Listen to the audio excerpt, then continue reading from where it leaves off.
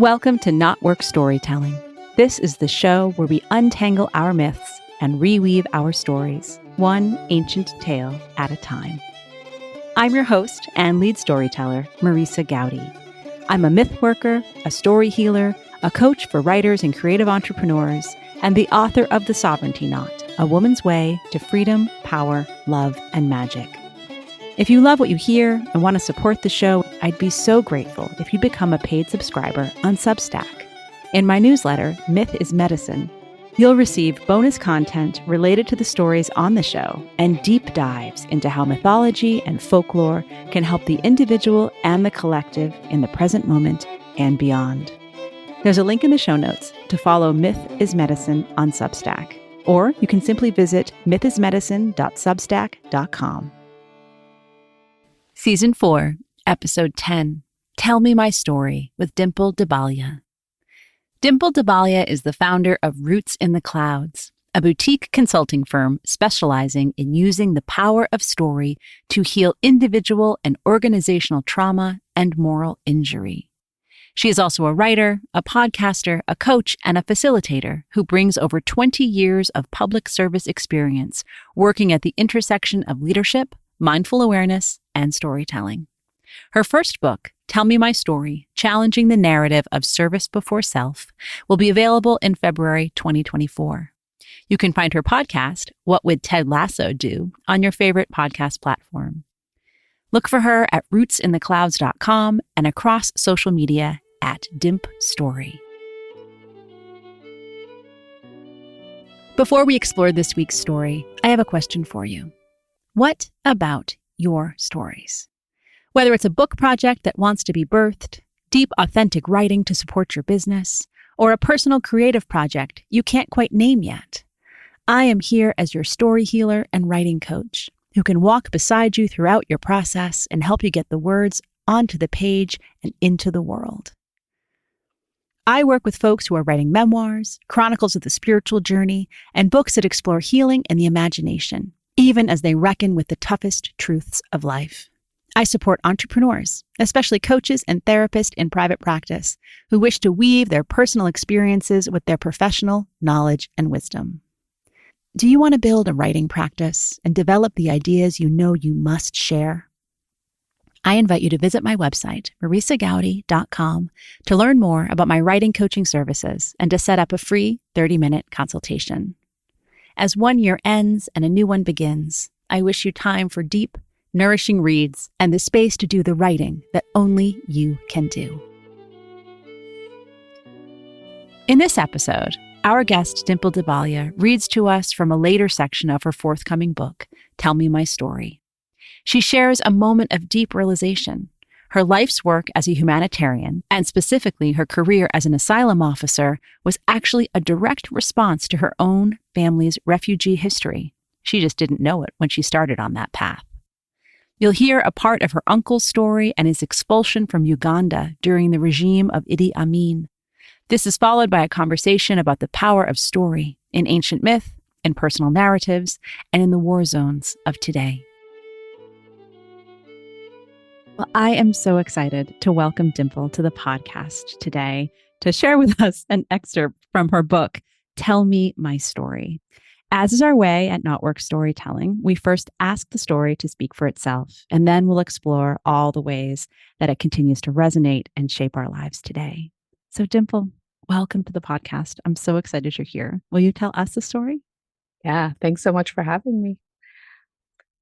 My own early stories were shaped by generational trauma, displacement, instability, and personal experiences with violence and subtle acts of exclusion.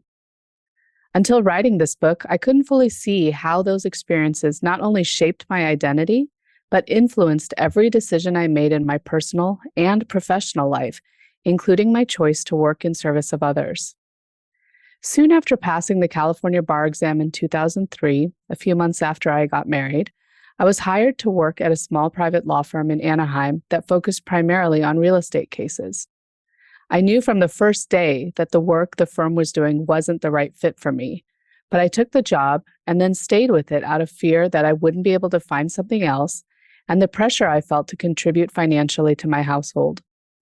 I felt zero sense of purpose there, and I longed to feel connected to humanity in some way.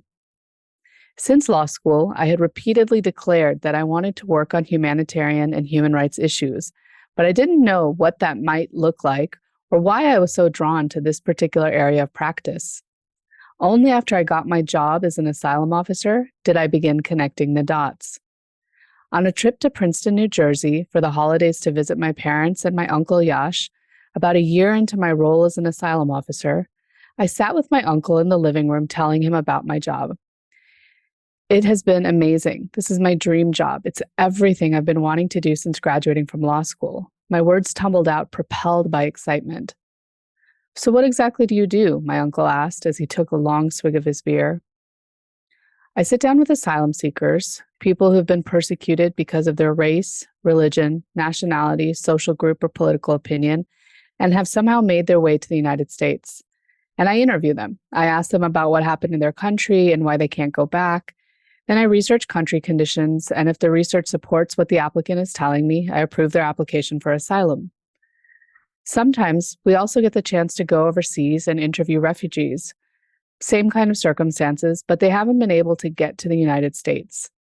I'm still pretty new, so I don't know when I'll get to go on one of those trips, but I think it'd be amazing to be out there on the ground. My uncle nodded, head cocked to the side. He seemed deep in thought and then abruptly stood. Wait here. I want to show you something. He went into his bedroom and reemerged carrying a weathered gray, hard-sided suitcase. He set it down in front of me. Open it, he instructed as he resumed his position on the sofa. Oh, Dimple, thank you for giving us that little window into the story. And this is the part where, of course, we have to ask you, what was in the suitcase? Great question. The suitcase was just a treasure trove of items. So my uncle had been a refugee, and so he had saved everything that written-wise. So his airline ticket from when he came to the United States, his refugee identity card, his journals that he had kept when he was actually still in Africa. That's where he had grown up. And then letters that he had written to my aunts and like my mom and things that they had sent him. So it was just like this history that he had preserved, never knowing what he was going to do with it. And it ended up in my hands. And of course, the other part of the story is that you didn't necessarily know any of this before you took this great shift in your own life path to do the work that you did for so many years. Yeah, that's the part that was so interesting to me, right? Is that this was a part of my family history. It was just a part we rarely talked about. Like I knew my family, my mom's side of the family had come from East Africa. I knew there had been this man, Idi Amin, but like I didn't know the ins and outs of what had happened. And most of the family had gotten out before he put the orders into effect for the exclusion and things like that. And so our expulsion of South Asians.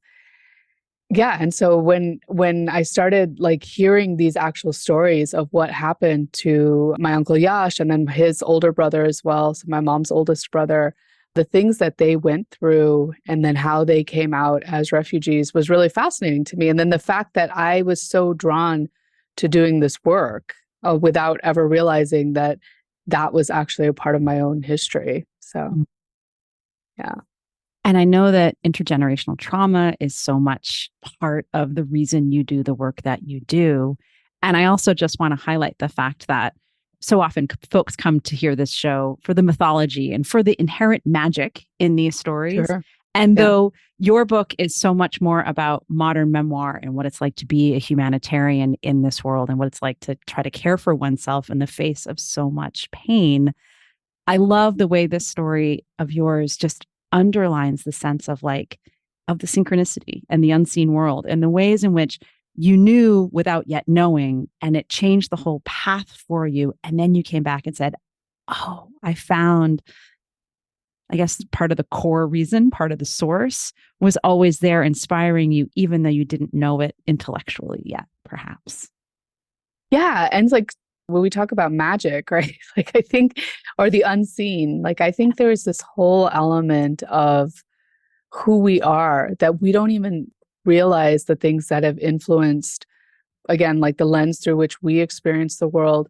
And I'm fascinated with intergenerational trauma because, and like, especially we're seeing more and more around like the science of epigenetics and things like that. So the things that embed at a cellular level, I think is really fascinating, right? And so this whole thing about how it's very possible that, my mom's fear and anxiety over what happened to her brother kind of passed its way down to me. And so without even recognizing that that's what was driving me, was there was this need to like help people and protect people, right? Yeah. And so just the way that these things tie together, I'm really, really fascinated by the whole thing. And that's the other piece of this is the storytelling, I think, is important because we are by nature as humans, we are storytellers. But I get a lot of like looks sometimes when I'm talking about storytelling in the workplace because there's this idea like, what? What do you mean storytelling in the workplace? But I think there's a lot of these kinds of elements that we're not taking into consideration about how we have a lot of people who show up in the workplace who are bringing their own kind of traumas with them, right? Even ones they can't see or don't necessarily understand. And so when we think about this idea of how do we relate to each other, how do we support each other, that's kind of a piece of it. Yes. And that's really sort of speaks to one of the things that brought you and me together originally, is that we both have adopted this title, I guess, for lack of a better word, of story healer. And that you and I embody it in such distinct ways. And yet I think there's so many ways in which our work has its chances to overlap and coalesce and come together. Yeah, definitely. I think that healing stories is, I think that's what life is about, right? We're all going to go through things throughout our lives. And the question is, can we develop the awareness to notice what our stories are, what our patterns are? And then can we develop the compassion, the self-compassion to move towards healing them? Because it's really amazing when you get to that side of it and you start, it's painful and it's challenging to heal our stories. But when we get to the other side of it, it's really amazing, And I mean, I have plenty of stories left to heal, but the ones that I have healed, like I notice the impact that it has on my own well-being and my relationships, things like that. So I'd love for you to walk us through a little bit your process of kind of becoming this story healer. It really, it's obviously you're someone who grew up appreciating stories, steeped in them, the known and unknown, and in ways in which you knew that was affecting you and the ways in which you would discover it. But you really started as a story collector. In reading your book, I certainly didn't know anything about what it meant for folks from around the world to apply for asylum in the United States, right? So can you tell us a little bit about that whole process of collecting and holding people's stories? It was so immensely moving to read. Thank you. Thank you. I think there's a certain type of person who's drawn to this work where we want to bear witness to what's happening. And I still to this day think that it was such an immense privilege to be able to be in that position to sit and be a witness to not just what people are experiencing, but be a witness to history happening, right? And it was hard. Like it was really, really hard because when you're sitting there in front of a person who is telling you about the worst things that ever happened to them, and you're expected to just be this professional. And so for many years, this was my coping strategy, right? Like I talk about this wall of professionalism that I created and that most of my colleagues have created, right? It's this idea that we're going to be stoic and we're going to sit and we're going to take it all in like they're facts and without really taking in the humanity of it. And I think you almost have to in order to hold that kind of pain at times. And the problem is, so some people are better at this than others, I think, where they can hold people's pain. And like when we talk about empathy, right? Like empathy is the ability to be with the person in their pain without taking on their pain. And so those are two different things. Yeah. And I think for many years, I didn't understand that difference. So I just took in everybody's pain. And what was so fascinating to me was that, especially with asylum seekers, a lot of the stories I was listening to every day were mirroring stories from different parts of my life. Mm. So stories of displacement, those were things that I had experienced. Stories of violence, those were things that I had experienced. And so things that I was listening to, not only was I holding the other person's pain, but I was starting to sit in my own without realizing. I didn't think about like, oh, I experienced this many years ago or whatever, but it was there. And so those two things coming together, it got to a point for me where it broke me because it was just too much to carry. And so I didn't have a choice. Like you get to a point sometimes where there's that snapping point and you have no choice. If you're going to survive and move forward, you have to heal to do that. And so I was kind of forced into a place of healing.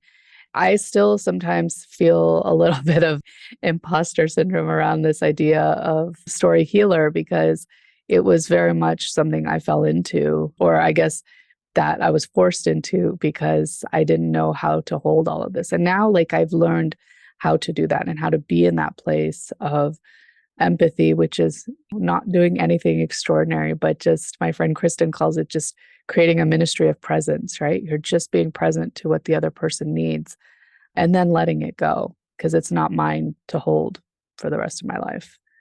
Mm. You said so much there, but I think the way I had offered it first was this, you once were a story holder and now you are a story healer. And then because that's a reflection of your own process and what you've gone through. And the way you really just underline, this is what I learned so much from you, is that sense of, because you really talk about working with humanitarians, but one of the most fundamental requests, it seems, for you to survive in your work is to set the human aspect aside and say, well, Yeah. I'll get to that later. And just really, in reading your words, feeling the pain for you in doing that. And what certainly also came up for me in reading this was, as again, you and I both hold this idea of story healer as it evolves, as we make it up, as it changes us. I sit with 2,000-year-old stories. I sit with mythology. And that really is like, there's that recognition of saying, wow, that was the safe choice rather than looking at you and that brilliant work you've done and all of your colleagues and the difficult work of sitting with people on the front lines and the weight that one would kind of carry to say, wow, should I do more and do it differently in this world is definitely a challenge that I came up across in reading your book, but yet I think a really important one just to kind of keep landing in with, right, what's my story to tell? What's my story to live? What's my story to heal? How am I called to help? And it just kind of kept bringing me back to that sense of saying, well, stories are everywhere in that the deeply ancient, in this moment, in the generations before. How do we keep showing up and learning from each other and learning from our own experiences so we can really shift the whole narrative away from self-blame and blame of others and just see, I don't know, I just feel like I learned so much from you in terms of all this. I'm going to say the spectrum of being alive of all these different ways, because you tell us your whole story and unfold so much for us and give people permission to see that for themselves too. I don't think any one type of storytelling is more important or worthy or any of that, right? And I think the work you're doing is so important, right? Because that early mythology is what shaped so much of who we've become in the modern times, right? Because you think about, and going back to the generations, right? The generations before us and what their beliefs were and what was passed down, all of that becomes part of who we are in this moment. Mm-hmm. And so I think that parsing out those stories is just as important to helping us understand who we are in this moment, right? It's different forms and different aspects of the same craft, right? And so again, like going back to generational, I'm so fascinated by generational storytelling, right? Mm-hmm. So even I was just up in Toronto with family and I had a chance to see some of my aunts. And I love sitting down and hearing their stories of like, not only from when like their childhood and stuff. And this was the side of the family that was in East Africa. Mm-hmm. And so there was a lot of kind of looking back and thinking about what their childhood was like and things like that. but they're the keepers of 1 to 2 generations before them, right? Because they heard those stories growing up. And so it's always, to me, like, to be able to sit down with someone who has those generational stories is really interesting, because there's so much there that I didn't know, or I didn't know where what our stories are came from. But what's really interesting, and this is maybe going to sound a little woo, is there's a really phenomenal woman in my writing group who does a lot of like generational work. And she had read parts of my story, and she made a comment to me one day about how she said, "I get such a strong feeling when I read your work that you're healing generations of trauma for the women in your lineage." And, and that has really stayed with me, because I believe it, because I know, coming from the cultures that I come from, the way that women were treated and mistreated, it's not surprising to me that I'm speaking to a lot of things that carry a lot of shame in my culture. I think most cultures, right? No one wants to talk about domestic violence. Nobody wants to talk about mental health issues, mental illness. But these were all things that I grew up seeing or experiencing, and saying them out loud, like, it's scary. It's scary to put this book out into the world and to have people know. Like, I talk about this in the book, that like I curated my life for the longest time. I picked the stories I was going to share. And so now it's like I'm putting out, like, this is the real thing. And it's really scary to do that. But I know that, when we talk about story healing, healing requires us to go into those scary parts and sit with them and look at them and understand them and then let go of them. And we can't do that if we're not speaking to them, right? If we're pretending they don't happen, we can't heal those stories. Well, you're in really good company here in terms of this. For me, it's a fundamental understanding that our healing of intergenerational trauma is also ancestral healing, and that the ancestors gather round. We are their fulfilled hopes, right? When we do that work, it works in multi-directional, because far be it from me or any of us to think we understand the way that time and the web of existence works, right? Yes. So 1,000% to that. I know that in my bones, that sense of that's a huge reason why we're called to do this work as storytellers, whether or not we're looking to telling the stories of recent lifetimes, or whether we're looking back, retelling stories from the oldest mythologies, or whether we think we're writing something about the future. We're always writing it about where we are now and where we've been, and trying to make sense of these great mysteries of life, I suppose, at the fundamental level. Exactly. Yeah. So I want to also honor the fact that, having you on the show at this moment, and my recent episodes have been touching on this more and more, in the sense that we are a world that's more aware than ever of being at war. We're more aware than ever of conflict. And as you and I have talked about specifically, it's the ways in which stories and narratives are really shaping this moment, as, you and I are both sitting in the United States, looking across the ocean to knowing what's happening right now in the Middle East, what's happening in Gaza, and what has happened in Israel. I would just love to go there with you a bit and ask you to sort of guide us through, from your perspective, what it is to look to these stories, hear what stories are making it to us, and maybe whatever insights you may have of what's happening right now. Yeah. And I'd also add to that, I mean, Ukraine, right? Like, Ukraine has been at war for even longer at this point. Yeah. But yeah, I always think it's interesting. To me, again, this all comes down. So the tagline for my book is challenging the narrative of service before self. But I think, to me, like, story healing is about challenging narratives in general, right? And I think that with things like wars in particular, when I look at what's happening in Israel and Palestine right now, or Gaza, there are so many narratives needing to be challenged, right? So first of all, there's challenging our own narratives around it. So if you come down strongly on one side or the other, taking a pause to look at, like, well, where does my perspective on this come from? How has it been shaped? Like, I talk a lot about shaping stories. The media is a huge player in shaping our narratives, right? As a culture and often as individuals. And so really like taking a step back to look at like, well, where's my information coming from? What is it that's making me view this from this perspective?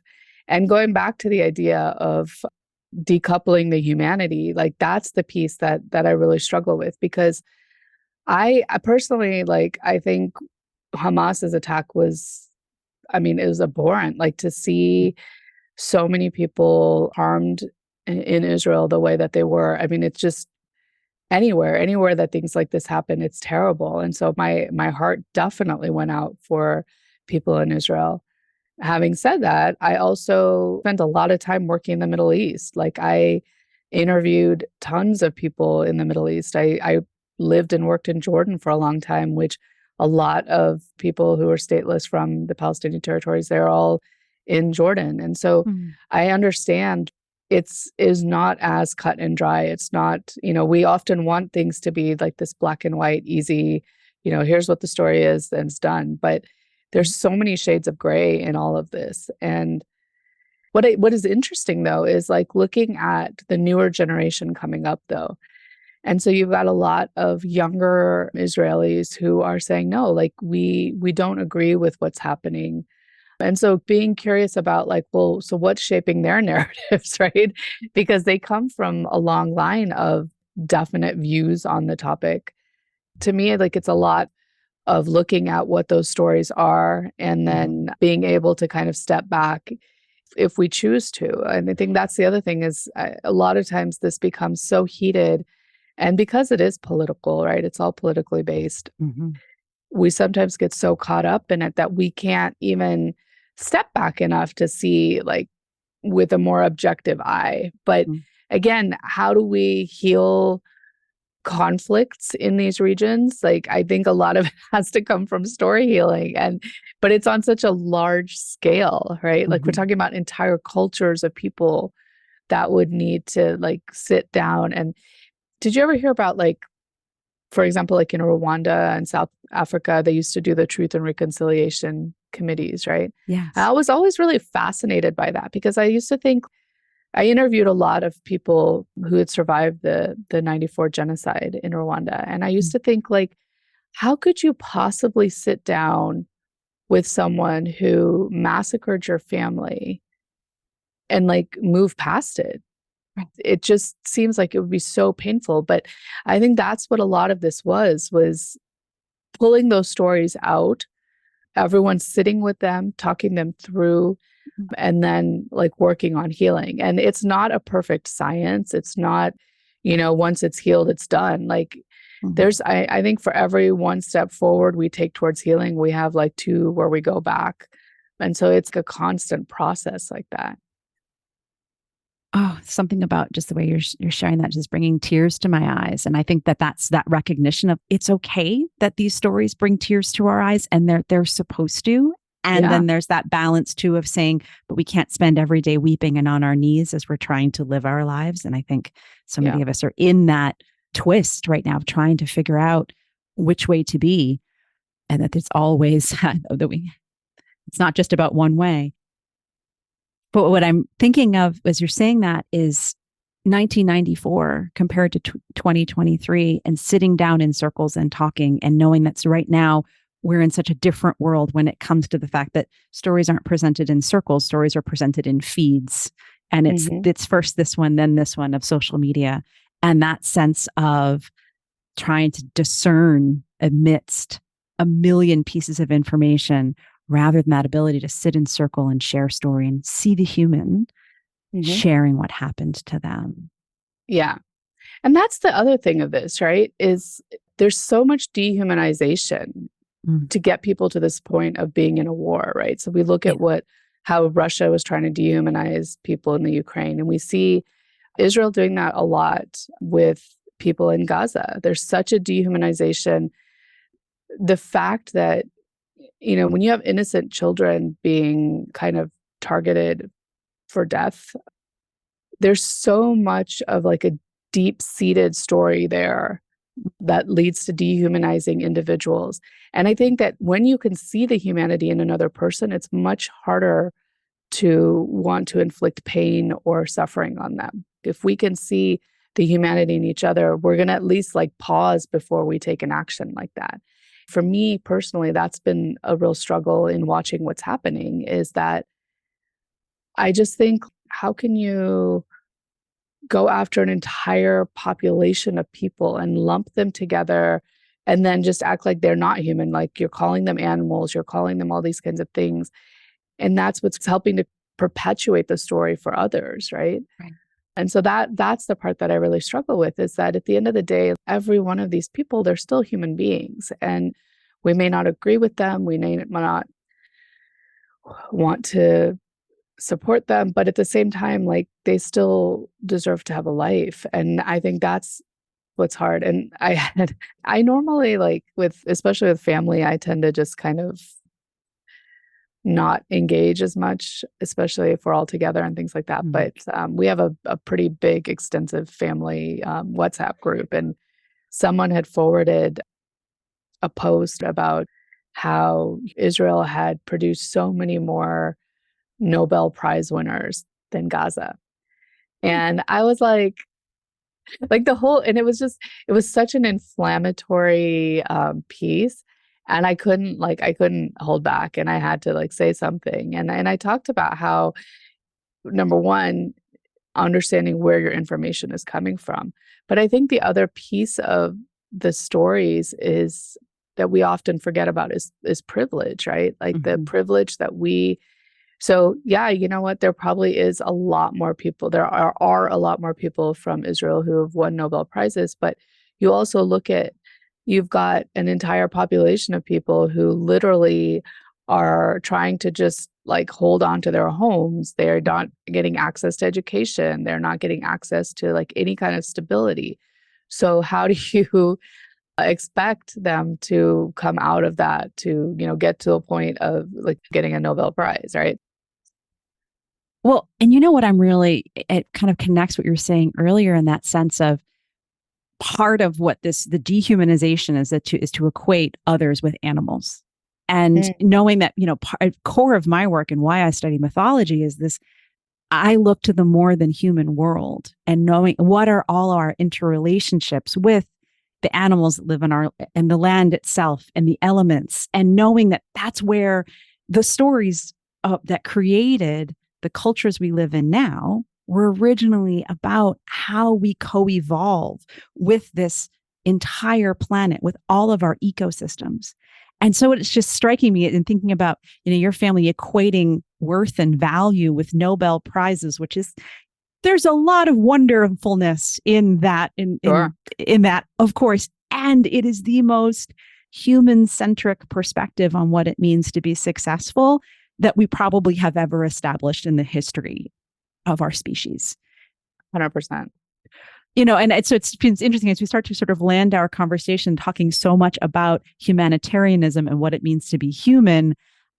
I could just speak for myself and say what it means to be human is to recognize that we live in a world that is larger than us and our human conflicts.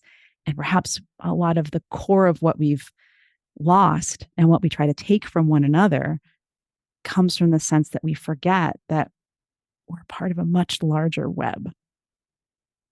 Yeah. And it goes beyond our world, right? Like, I think that this universe as a whole, like, there's so much out there we don't know. And to your point, even in my culture, a lot of, our historical texts, our religious texts, things like that.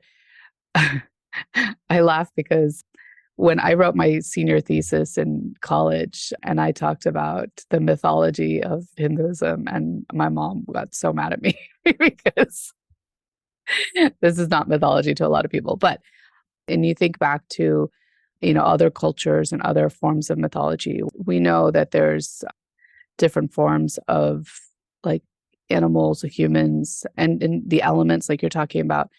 And like, that's one thing I really love about Native American and First Nations peoples, like their stories, right? I don't know if you watch Reservation Dogs. I haven't seen it yet. It's on my list. And one of my favorite TV shows ever. I think everybody should see it.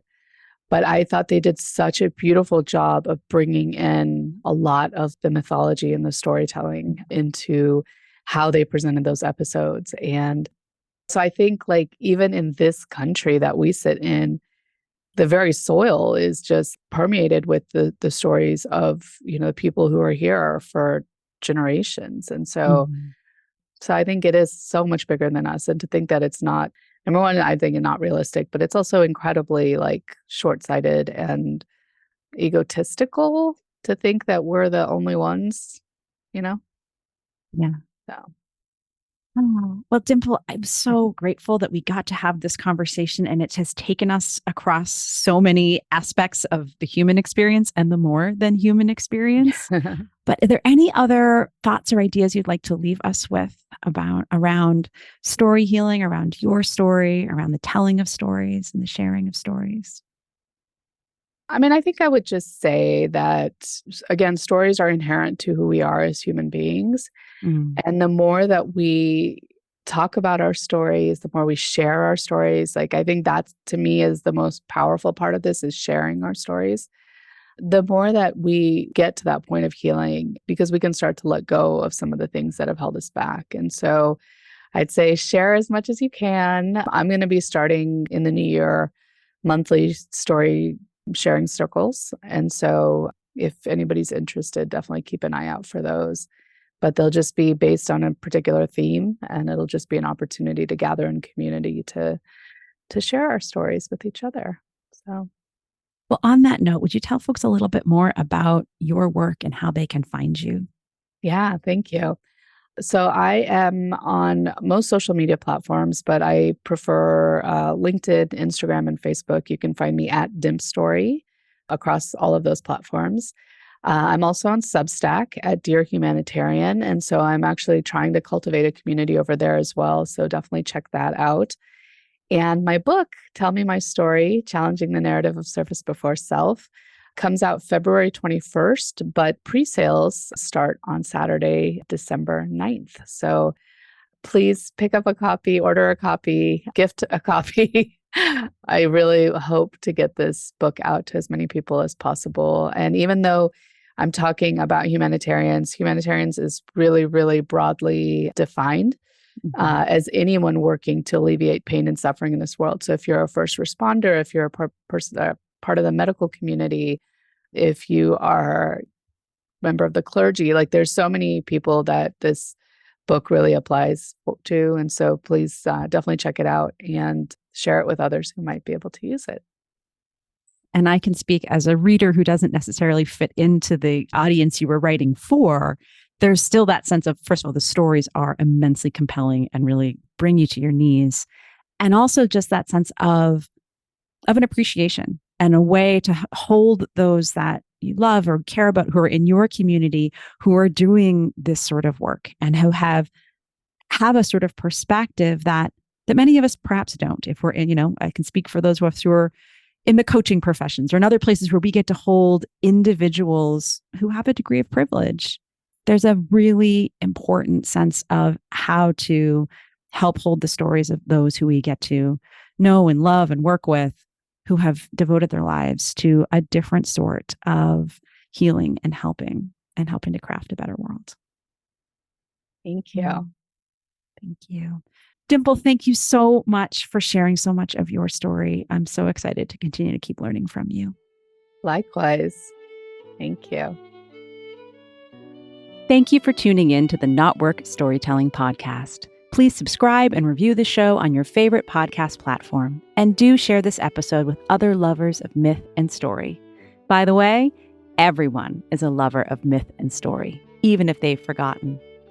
Creating this show is a labor of love, and your support will help me continue to craft and share stories through season 3 and beyond. Please consider becoming a paid subscriber over on Substack, where I'm writing and creating additional audio magic with my newsletter and content hub, Myth is Medicine. You can find out more about my writing, my book, our online creative community, The Heroine's Knot, as well as how to work with me as a coach at marisagowdy.com.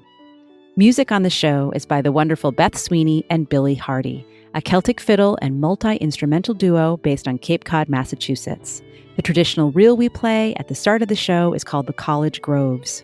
Find out more about their music and shows at billyandbeth.com. Gratefully, I live, write, work, and record this podcast on the ancestral lands of the Munsee Lenape tribe, whose name means original people.